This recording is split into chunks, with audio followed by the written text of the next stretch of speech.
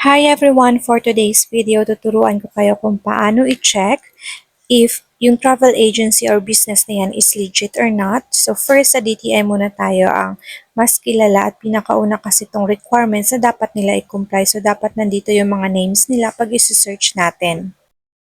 So pag wala dito yung business na gusto nyo pong mag-avail sa kanila, ibig sabihin alam nyo na yon. So scam yon, di ba? Kasi bakit wala silang kahit DTI lang? So, first, tap nyo yan, yung bnrs.dti.gov.ph.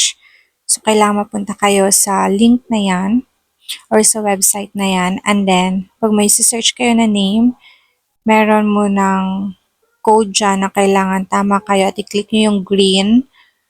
And then, after the green, click nyo yung search para ma-search nyo yung name ng isang business. So, applicable ito sa lahat ng business na registered here in the Philippines. So guys, pag yung Wonderfly Travel Agency search nyo, lalabas kasi dito yung aming business name na under barangay. Pero ipapaklose ko na yun kasi nag-apply ako for national.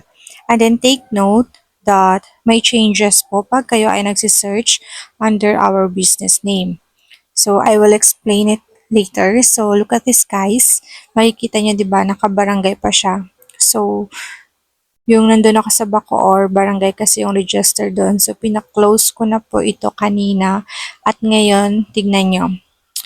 Since hindi na pwede gamitin yung Wonderfly Travel Agency kasi may naka-register pa, papalitan po natin ng una, sabi ng nagpo-process sa akin, kasi may taga-process ako, napalitan yung name ng travel agency. So, hindi ko gustong palitan kasi yan na talaga yung name ko.